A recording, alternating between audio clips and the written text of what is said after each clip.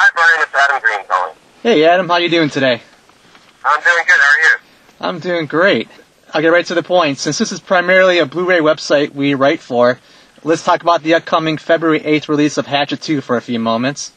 It's February 1st. February 1st? I'm sorry. That's okay. I'll be reviewing that this week, actually, so I'm looking forward to that. Awesome. I know it's been a long, bumpy road leading up to all this, but what are you most excited for about this Blu-ray release? Well, I'm most excited because now the audience for Hatchet 2 is finally going to get to see the movie. As nice as it is, when you get these limited theatrical releases, it's like 95% of your audience never really gets to see it in the theater because it's either not playing near them, or it's just, they don't know that it's there, or it gets pulled from theaters after 3 hours. So this is really the birth of the movie as far as I'm concerned, so I'm very excited. Well, I'm looking forward to that because I'm one of those 95% people that live in Cleveland, Ohio, so I understand exactly what you're talking about. Like the packages for the home video releases of Frozen and Hatchet, those Blu-ray releases, can we expect to see some more great behind-the-scenes Adam Green moments on the Hatchet 2 Blu-ray disc? Yeah, there's a lot of behind-the-scenes. There's like a 35-minute making of. There's a first look thing. There's a meet the effects team piece, and then there's 2 commentaries. So, yeah, the only difference I think is a lot of people keep pointing out things like Grace and Hatchet and asking if this is going to be the same. And the difference is with those, like Grace was Paul Solid's first movie, Hatchet was my first movie, so there was that whole other story to it of getting that first movie made. Hatchet 2 is my 5th movie? 5th or 6th movie, I think. So it's just more of just sort of, here we go, and not the whole build-up of how it came to be. Gotcha. If we can switch gears for another brief moment, I've heard and read a little bit about your next project titled Killer Pizza. I'm excited for it. What can you tell our readers about this upcoming project that, kind of not already out there? I can't say too much yet, but it's based on the book by Greg Taylor called Killer Pizza. It's a children's book, and the people producing it are Chris Columbus and 1492 Films, which, of course, Chris did the Harry Potter movies and Gremlins and Goonies and, I mean, pretty much everything. So, I've always sort of held out on a studio movie. I've been invited in to go after a lot of them, but unfortunately, it's usually remakes and things that I'm not really interested in doing. Mm-hmm. So, I'm glad that I waited because this is exactly the type of thing that I've always wanted to do. It's very much like Ghostbusters or Goonies. But it's a really, really big movie. I just turned in my first draft, so because it's a studio movie, I don't really know what else to say just yet because these things take a long time. Yeah. And I still can't say with 100% certainty that I'll be directing it. We'll see what happens, but that's the plan right now. And I mean, I'm just thrilled, and sort of everything I'm doing right now is all centered around that. Well, I read a little bit about it, and like you said, it sounds like fun, and I'm hoping I get to see you direct it too. So I'll keep my fingers crossed there. Thank you. But back to Hatchet, I also heard a rumor, you read on Wikipedia and all this good stuff about a 3D installment for the next outing. There's no truth to that at all. I'm not saying that's definitely not going to be the case, but I don't really see the point in doing a 3D one right now. I mean, normally a 3D movie would be for, a big 2,000 screen release, and that's just not what these movies are. They're called horror movies. Mm-hmm. So we'll see what Dark Sky decides to do. If they even do another one. I mean, I personally ended Hatchet 2 in a way where I felt like the story had come full circle. There is definitely ideas for a Hatchet 3 that we already planted in Hatchet 2, but for me personally, I'm saying that this is the last Hatchet movie that I'll personally be directing. But just so people understand, I said that after the first one, so I'm usually full of shit, so wait and see. I gotcha. I met you before. I met your beautiful wife at Comic-Con last year. What else makes Adam Green tick? I mean, what do you like to do besides movies and everything?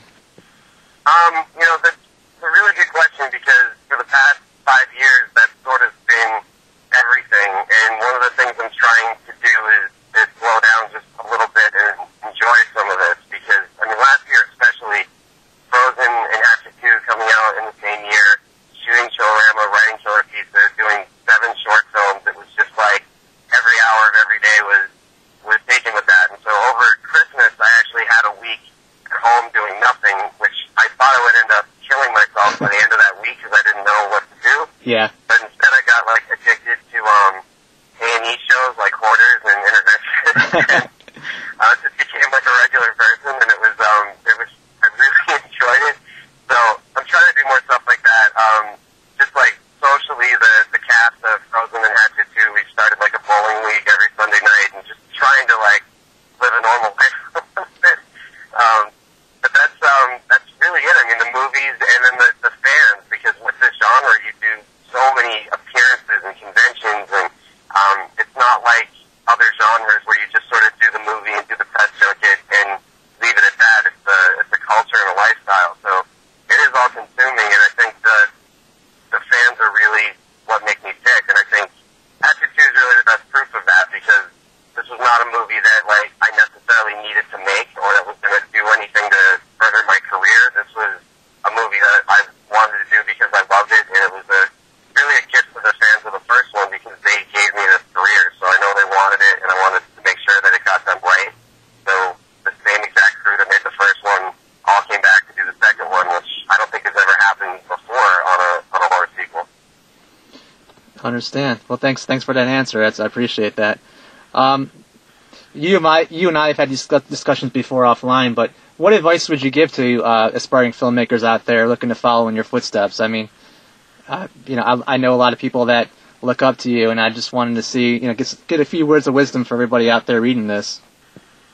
Well, the sort of broad answer would just be to look at what I've done and know that you can do it too, because I think that this industry and just the way it's set up and how little is known about it unless you're actually in it. Like, you always think you understand how it works, and then it's a very rude awakening when you see sort of how fucked it all is. Yeah.